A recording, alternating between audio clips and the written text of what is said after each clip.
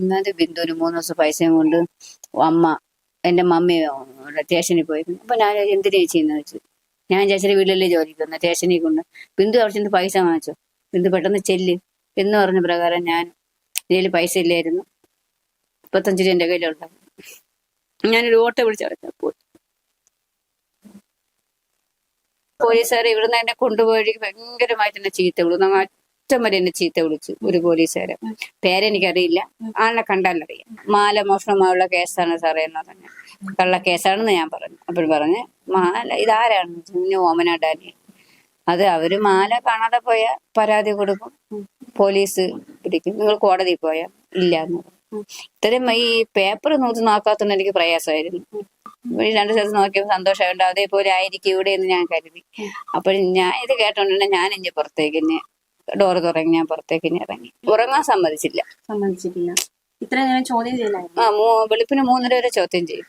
അപ്പൊ അവിടെ എങ്ങനെ പോലീസ് സ്റ്റേഷനിൽ ഇരിക്കായിരുന്നു? ആദ്യം ഞാൻ തറയിലിരുന്ന്, അതിനുശേഷം കസേരയിലിരുന്ന്, അതിനുശേഷം പേപ്പർ കൊണ്ടുവരുന്നു കിടക്കാൻ പോകും. ഇച്ചിരി കൊണ്ട് കിടക്കുമ്പോൾ തന്നെ ഈ പോലീസുകാരൻ വിളിച്ചു. അത് ഈ പ്രശ്നം പോലീസുകാരനാണ് പറഞ്ഞത്, നിന്നെയും കൊണ്ടുപോകും, നിന്റെ മക്കളെയും കൊണ്ടുപോകും, നിന്റെ ഭർത്താവിനെയും കൊണ്ടുപോകും. അവിടെ കൊണ്ടുപോയി അവിടെ മക്കൾക്കൊക്കെ സുഖമായിട്ട് ജീവിക്കാം. മൊത്തം 3 പേരാണ്. SI പ്രസാദ്, ഈ പ്രസന്നൻ, വേറൊരു ഉദ്യോഗസ്ഥ. പേരെനിക്കറിയില്ല. ആളിനെ കണ്ടാൽ എനിക്കറിയാം. വെള്ളം ചോദിച്ചപ്പോൾ ബാത്റൂമിലുണ്ട് പോയി. ഞാൻ ബാത്റൂമിൽ പോയിട്ട് ഞാൻ ഇനി പോന്നു. ആ ബാത്റൂമിനകത്തോട്ട് കേറാൻ പോലും വയ്യ. ഇത്ര വേണം എന്ന് വെച്ചാൽ അവിടെ പരിസരത്ത് പോലും ഇരിക്കാൻ വയ്യാത്ത ഒരു കണ്ടീഷനാണ്. അപ്പോഴതിനകത്തുള്ള വെള്ളം കുടിക്കണമെന്ന് ആലോചിച്ചു. ഈ ഗ്രാമത്തിൽ നിന്നും ഇത്രയും കഷ്ടപ്പെട്ടതേ ആ വീട്ടിലേക്ക് വരാൻ ഒരു വഴി പോലും ഇല്ല. ഇവിടെ നിന്നാണ് ബിന്ദു എന്ന വീട്ടമ്മ ഒരു ദിവസത്തെ അന്നത്തിനായിട്ട് സിറ്റിയിലെ വീടുകളിൽ ജോലിക്ക് പോകുന്നത്. ആ വീട്ടമ്മയാണ് മാല മോഷ്ടിച്ചു എന്ന് ആരോപിച്ച് 20 മണിക്കൂറുകളോളം പോലീസ് സ്റ്റേഷനിൽ മാനസിക പീഡനം നേരിട്ടത്. കഴിഞ്ഞ ദിവസങ്ങളിലൊക്കെ നമ്മൾ അറിഞ്ഞ ബിന്ദു എന്ന വീട്ടമ്മ നേരിട്ട മാനസിക പീഡനം, മുഖ്യമന്ത്രിയുടെ ഓഫീസിൽ നേരിട്ട മോശം പെരുമാറ്റ പരാതിയുമായി സമീപിച്ചപ്പോൾ എങ്ങനെയായിരുന്നു അവിടെ നിന്ന് നേരിട്ട ഒരു സമീപനം, ഇതൊക്കെ കഴിഞ്ഞ ദിവസങ്ങളിൽ അവർ കേരളത്തോട് വിളിച്ചു പറഞ്ഞിരുന്നു. അക്ഷരാർത്ഥത്തിൽ നടുക്കുന്ന, അതായത് ഒരു യുവതി അല്ലെങ്കിൽ ഒരു സ്ത്രീ ഒരു പരാതിയുമായി ചെല്ലുമ്പോൾ ഇത്തരത്തിലാണ് മുഖ്യമന്ത്രിയുടെ ഓഫീസ് ഇടപെടുന്നത്. പോട്ടെ, പോലീസ് സ്റ്റേഷനിൽ ഒരു ആരോപണവുമായിട്ട് വരുന്ന അല്ലെങ്കിൽ ആരോപണ വിധേയയായ ഒരു വ്യക്തിയോട് ഇങ്ങനെയാണോ പോലീസ് പെരുമാറുന്നത്? ഇങ്ങനെ ഒരുപാട് ചോദ്യങ്ങൾ ഉയർത്തിയ സംഭവ വികാസങ്ങളാണ് കഴിഞ്ഞ ദിവസം അരങ്ങേറിയത്. ഇപ്പോൾ നമ്മൾ നിൽക്കുന്നത് ബിന്ദുവിന്റെ വീട്ടിലാണ്. ശരിക്കും വഴി പോലും ഇല്ലാത്ത അവസ്ഥയിൽ ഇത്തരത്തിലൊരു സ്ഥലത്ത് നിന്നാണ് അവർ ഈ ഉപജീവനത്തിനായി ഇറങ്ങി പോകുന്നത്. അപ്പോൾ ബിന്ദുവിന് ഒരുപാട് കാര്യങ്ങൾ ഇനിയും പറയാനുണ്ട്.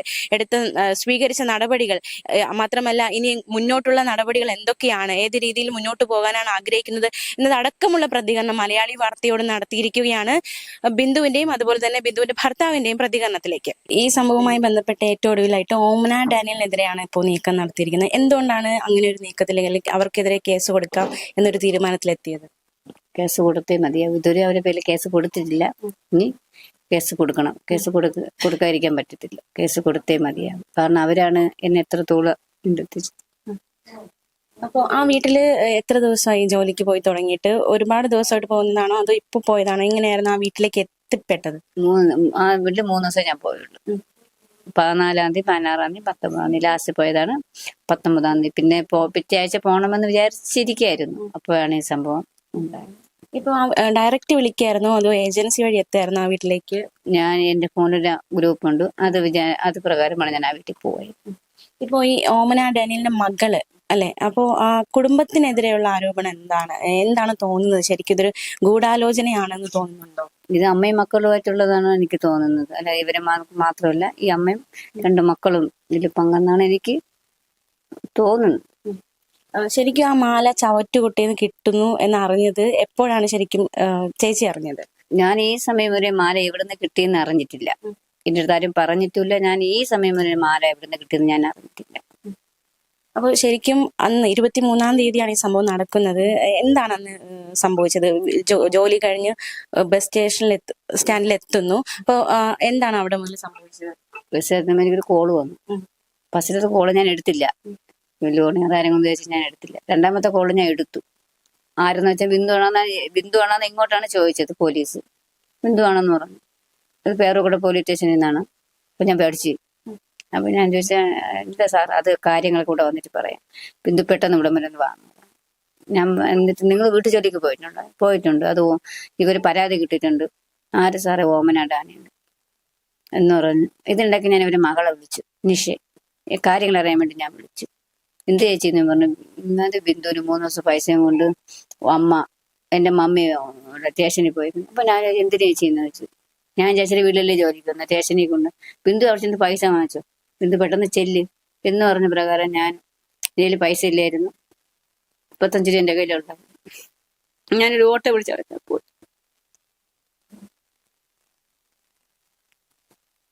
ഞാൻ അവിടെ ചെന്നപ്പോ എസ് ഐയുടെ അടുത്തിരിക്കുന്നത്. അങ്ങനെ ചോദിച്ചു. ഞാൻ എസ് ഐ ചോദിച്ചു ഒരു മാല എടുത്തേക്ക് കൊടുക്കണം. ഞാൻ പറഞ്ഞു മേഡം സാറിന്റെ മാല എടുത്തിട്ടില്ല, ഞാൻ ആരെയും മാല എടുത്തിട്ടില്ല. അപ്പോഴും ഞാൻ ചെന്ന് മേഡം എന്ന് ചോദിച്ചു. അത് ബിന്ദുവാണ് എന്റെ വീട്ടിൽ രാശി ജോലിക്ക് വന്നത്, ബിന്ദു മാല എടുത്തെങ്കിൽ ബാലത. ഞാൻ പറഞ്ഞു മേഡം ഞാൻ ആരെയും മാല ഞാൻ എടുത്തില്ല, ഞാൻ മറ്റൊരു വീട്ടിൽ ഞാൻ ജോലിക്ക് പോയിട്ട് വരുന്നതാണ് എന്ന് പറഞ്ഞു.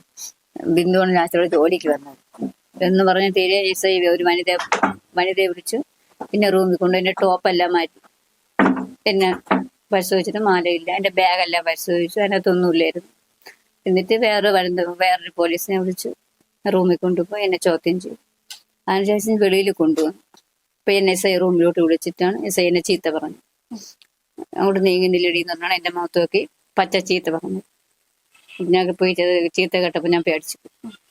അതിനുശേഷം വെളിയിൽ ഇറങ്ങിയിട്ടാണ് പിന്നെ ഇപ്പുറത്തെ റൂമിൽ കൊണ്ടുവന്നാണ് എല്ലാവരും ഇങ്ങനെ അങ്ങ് മാനസികമായിട്ട് മാല ഇടുന്നല്ലാതെ വേറെ ഒന്നും അവര് പറയുന്നില്ല. മാല കൊടു എന്ന് പറഞ്ഞാൽ എന്നുവെച്ചാൽ ഞാൻ നടക്കുക ഇവര് ചുറ്റാകുന്നു. മാല കൊടുങ്ങുമ്പോ ഞാൻ ചെയ്യാത്തൊരു കുറ്റമാണ്.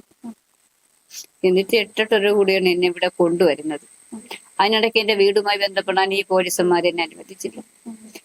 ഒരു കോള് ചെയ്യാൻ പറഞ്ഞിട്ട് പോലും ഈ പോലീസന്മാർ എന്നെ വീട്ടിൽ വിളിച്ച് പറഞ്ഞിട്ടില്ല. എന്നിട്ടാണ് ഈ ഓമന ഡാനിയിലും മകളും നിർദ്ദേശമാണ് ഞാൻ ഇവിടെ എന്നെ രാത്രി ഇവിടെ ഇവരെ കാറിലാണ് ഈ 4 പോലീസന്മാരും യൂണിഫോമിലല്ലാത്തവർ എന്നെ ഇവിടെ കൊണ്ടുവന്നപ്പോ എന്റെ ചേട്ടനും മക്കളെല്ലാരും അറിയുന്നത് ഇങ്ങനെ ഞാൻ സ്റ്റേഷനിലാണ്. അന്ന് എത്ര മണിക്കായിരുന്നു പോലീസ് സ്റ്റേഷനിൽ എത്തിയത്? തിരിച്ചു 9:30 എത്തിയ സമയം പോലീസ് സ്റ്റേഷനിൽ വിളിപ്പിച്ച സമയം എപ്പോഴായിരുന്നു? 3:30 മണിയാകും. 4 മണിയാവും. 4 മണിക്കാണ് ഞാൻ അവിടെ എത്തിയത്. ഞാൻ സമയം നോക്കിയില്ല. 3:30 എനിക്ക് ബസ്. ഇച്ചിരി കൂടെ കഴിഞ്ഞാൽ ഞാൻ ബസ് കയറി വന്നേ.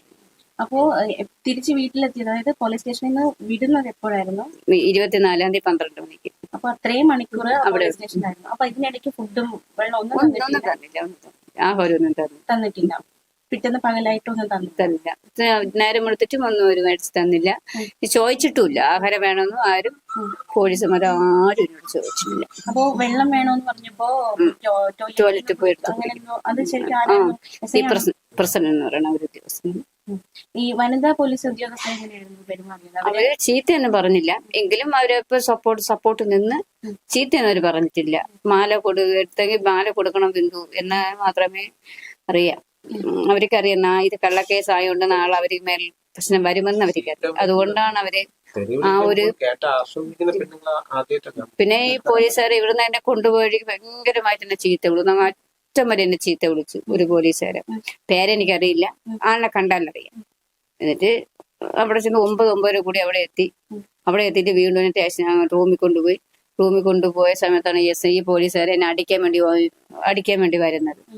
പിന്നെ ഭയങ്കരമായി ചോദ്യം ചെയ്തിട്ട് വെളിയിൽ വന്ന് ശശിങ്ങേര് ബാഗ് എടുത്തിട്ടുണ്ട് ഇങ്ങനെ അങ്ങ് പോയി. പിന്നെ ഞാൻ ഇറങ്ങുന്ന സമയം ആ പോലീസ് സ്റ്റേഷനിൽ അങ്ങനെ വന്നിട്ടില്ല. അപ്പോ ഈ ഓമന ഡാനിയല് അന്ന് ശരിക്കും സ്റ്റേഷൻ ഉണ്ടായിരുന്നു. അതിനുശേഷമാണ് അവര് വീട്ടിലേക്ക് പോയത്. എന്നെ ഇങ്ങോട്ട് കൊണ്ടുവന്ന സമയത്തും അവര് അവിടെ ഉണ്ടായിരുന്നു. അതിനുശേഷമാണ് അവര് വീട്ടിലേക്ക്. അവർക്കെതിരെയുള്ള ഒരു പരാതി ഇപ്പോ കൊടുത്തിട്ടുണ്ട്. അപ്പൊ അതില് എന്തെങ്കിലും അതിനുശേഷം അവരുടെ ഭാഗത്ത് നിന്ന് എന്തെങ്കിലും ക്ഷമാപണം അല്ലെങ്കിൽ എന്തെങ്കിലും സമ്മർദ്ദം പിൻവലിക്കണം അങ്ങനെ എന്തെങ്കിലും നീക്കം ഉണ്ടായിട്ടുണ്ടോ? അല്ലെങ്കിൽ ക്ഷമാപണമെങ്കിലും ഉണ്ടായിട്ടുണ്ടോ? അങ്ങനെയൊന്നും ഈ സമയം വരെ എന്നെ വിളിച്ചിട്ടേ ഇല്ല. 23-ാം തീയതി സ്റ്റേഷനിൽ വെച്ച് അല്ലാതെ പിന്നെ ഇതുവരെ അവരെന്നെ വിളിച്ചിട്ടുമില്ല, സംസാരിച്ചിട്ടും. പിന്നെ എപ്പോഴായിരുന്നു ഈ ഒരു മുഖ്യമന്ത്രിയുടെ ഓഫീസിലേക്ക് എത്തുന്നത്? എപ്പോഴായിരുന്നു ശരിക്കും? അത് 3-ാം തീയതി. 3-ാം തീയതിയാണ്. പിന്നെ പട്ടികജാതി കമ്മീഷൻ ഓഫീസർക്കും പരാതി കൊടുത്തു, DGPക്ക് കൊടുത്തു, ഇവിടെ മുഖ്യമന്ത്രിക്കും കൊടുത്തു. മുഖ്യമന്ത്രിയുടെ ഓഫീസിൽ ചെന്നപ്പോ അവിടെ ഇരിക്കാൻ പറഞ്ഞു. നമ്മള് ഇതൊക്കെ ഈ പേപ്പർ എടുത്ത് കൊടുത്തു. ഒരു വായിച്ചില്ല, അതുകൊണ്ട് എനിക്കൊരു പ്രയാസം ഉണ്ടായിരുന്നു. അവിടുത്തെ ഒരു പെരുമാറ്റം എങ്ങനെയായിരുന്നു? ഈ അവിടെ പേപ്പർ ഞാൻ കൊണ്ടുവന്ന് കൊടുത്തു.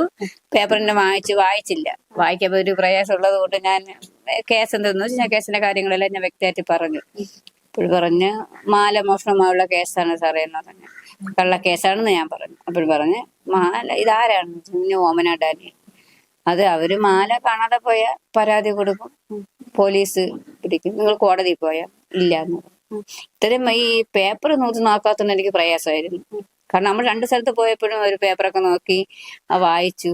ഇന്നേനെ ഉത്തരവിടും, 5 ദിവസത്തിനകം ഉത്തരവ് വരും എന്നൊക്കെ പറഞ്ഞപ്പോ നമുക്ക് സന്തോഷമായിരുന്നു. ഞാനും വക്കീലും ഉണ്ടായിരുന്നു, എന്റെ ചേച്ചി ഉണ്ടായിരുന്നു.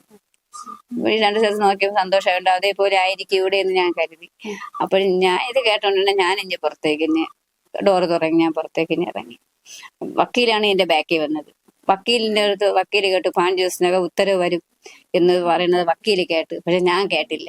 ഞാൻ ഈ വായിക്കാത്തതുകൊണ്ട് മനപ്രയാസത്തിലും എന്റെ മാനസികാവസ്ഥ കൊണ്ട് ഞാൻ മുമ്പേ ഞാനങ്ങ് ഇറങ്ങി. അതിനുശേഷമാണ് വക്കീൽ എന്റെ വക്കീല് കേട്ടെന്ന് എന്നോട് പറഞ്ഞു. എന്നിട്ട് ഞാൻ ഇവിടെ കാത്തിട്ടാണ് ഞാൻ കാണുന്നത്. സെക്രട്ടേറിയറ്റും സ്ഥലങ്ങളൊക്കെ ഞാൻ കാത്തിട്ടാണ് ഞാൻ കാണുന്നത്. അതിനകത്തിട്ട് ഞാൻ കാണുന്നത്. ഞാൻ അങ്ങോട്ടൊന്നും പോയിട്ടില്ല. ഈ കവടിയാറ് ഈ പെറൂക്കട വിട്ട് ഞാൻ ഇപ്പം ഞാൻ പോയിട്ടില്ല. എനിക്കറിയത്തില്ല അങ്ങോട്ട്. ഈ കേസുമായി ബന്ധപ്പെട്ടാണ് ഈ സ്ഥലങ്ങളെല്ലാം ഞാൻ ഇപ്പം തന്നെ ഞാൻ കാണുന്നത്. അതിനുശേഷം 3 മണിക്കാണ് നമുക്ക് പാസ്. അവിടെ കയറി ഈ വക്കീലിന് അവിടെ എല്ലാം അറിയാം, നല്ല ആളാണ്. അവിടെ ചെന്ന കാര്യങ്ങളെല്ലാം സംസാരിച്ച് വെളിയിൽ ഇറങ്ങി. അപ്പൊ ഞാൻ ചോദിച്ചു ആരാണെന്ന് ഞാൻ ചോദിച്ചു. അപ്പോഴിതാണ് പി ശശി എന്ന് പറഞ്ഞു. അപ്പൊ വക്കീലിന് സന്തോഷം, വക്കീലിന് സംഭവം കേട്ടതുകൊണ്ട് സന്തോഷം. പക്ഷെ എനിക്ക് ഇത് വായിക്കാത്തതുകൊണ്ട് ഒരു പ്രയാസത്തില് പിന്നെ ഞാൻ ഒന്ന് വക്കീലിനോട് ഞാൻ ചോദിച്ചില്ല. അപ്പോഴെന്നോട് പറഞ്ഞു 15 ദിവസം ആകുമ്പോ ഉത്തരവ് അവര് വരുമെന്ന് എന്നോട് പറയുന്നുണ്ട്. ഈ പോലീസ് സ്റ്റേഷനിലായിരുന്ന സമയം മുഴുവൻ ഞാൻ നിരപരാധിയാണെന്ന് തെളിയിക്കാൻ വേണ്ടി എന്തൊക്കെ ശ്രമങ്ങളാണ് നടത്തിയത്? എന്റെ ശ്രമിച്ചെങ്കിലും ഞാൻ എടുത്തിട്ടില്ല. അവരെ കാലി പിടിച്ച് പറഞ്ഞു, സാർ ഞാൻ മാല എടുത്തിട്ടില്ല, ഞാൻ മാല ഞാൻ കണ്ടിട്ടില്ല, എങ്ങനെയുള്ള മോഡലൊന്നും എനിക്കറിയത്തില്ല, ഞാൻ കണ്ടിട്ടില്ല. കാരണം അവര് ചുരിദാറാണ് ഇടുന്നത്, ഇതേപോലെ ഇങ്ങനെ കോട്ടണം. അപ്പൊ ഞാൻ കാണാൻ ഒരു സാധ്യതയില്ല. ഞാൻ കണ്ടില്ല, ഞാൻ മാല എടുത്തിട്ടില്ല എന്ന് പറഞ്ഞിട്ട് ഞാൻ പറയുന്നൊന്നും അവര് ചെവിക്കൊള്ളാൻ തയ്യാറ്. പിന്നെ രാത്രി ഫുള്ള് അങ്ങ് പ്രസന്ന എന്ന് പറഞ്ഞ ഉദ്യോഗസ്ഥനാണ് എന്നെ ഭയങ്കരമായിട്ട് എന്നെ വേദനിപ്പിച്ചത്. ഉറങ്ങാൻ സമ്മതിച്ചില്ല. ഇത്ര നേരം ചോദ്യം ചെയ്യലായിരുന്നു. വെളുപ്പിന് 3:30 വരെ ചോദ്യം ചെയ്യും. അപ്പൊ അവിടെ എങ്ങനെ പോലീസ് സ്റ്റേഷൻ ഇരിക്കായിരുന്നു? ആദ്യം ഞാൻ തറയിലിരുന്ന്, അതിനുശേഷം കസേരയിലിരുന്ന്, അതിനുശേഷം പേപ്പർ കൊണ്ടുവരുന്നു കിടക്കാൻ പോകും. ഇച്ചിരി കൊണ്ട് കിടക്കുമ്പോൾ തന്നെ ഈ പോലീസുകാരൻ വിളിച്ചു. അവിടെ ഇരുന്നാണ് പിന്നെ മറ്റുള്ള കാര്യങ്ങൾ ചോദ്യം. സ്റ്റേഷനിൽ കൊണ്ടുപോകും. മക്കളെ കൂടെ കൊണ്ടുപോകും. ഇപ്പൊ ഈ മക്കളെയൊക്കെ കേസിൽ ഉൾപ്പെടുത്തുന്ന ഭീഷണി അത് ഈ പ്രസന്ന പോലീസുകാരനാണ് പറഞ്ഞത്. നിന്നെയും കൊണ്ടുപോകും, നിന്റെ മക്കളെയും കൊണ്ടുപോകും, നിന്റെ ഭർത്താവിനെയും കൊണ്ടുപോകും. അവിടെ കൊണ്ടുപോയി അവിടെ മക്കൾക്കൊക്കെ സുഖമായിട്ട് ജീവിക്കാം. ഇപ്പോ ഈ SI അതുപോലെ തന്നെ പ്രസന്നൻ എന്ന് പറയുന്ന പോലീസ്, അത് കൂടാതെ ആരൊക്കെയോ വേറെ മൊത്തം 3 പേരാണ്. SI പ്രസാദ്, ഈ പ്രസന്നൻ, വേറൊരു ഉദ്യോഗസ്ഥ പേരെനിക്കറിയില്ല. ആളിനെ കണ്ടാൽ എനിക്കറിയാം. ഇവിടെ 3ന്റെ ഭാഗത്തിലാണ് ശരിക്കും ഒരു മോശം പെരുമാറ്റം. ഏറ്റവും കൂടുതൽ ഈ പ്രസന്നൻ എന്ന് പറഞ്ഞ ഉദ്യോഗസ്ഥനാണ്. ഭയങ്കരമായിട്ട് തന്നെ വെള്ളം പോലും തരാത്തത്.